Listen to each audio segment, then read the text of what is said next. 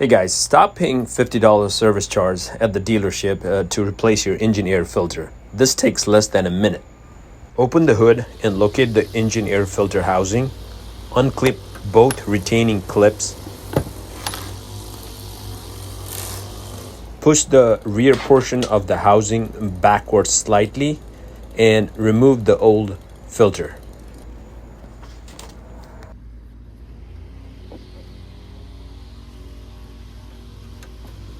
Install the new filter in the same orientation. If you have the OEM filter, it will have upper written on the side, and that side needs to face up. Make sure the filter is properly seated. The rubber sealing edge should contact the housing all the way around. Close the rear portion of the housing and snap both retaining clips back into place. That's it, and we're all done.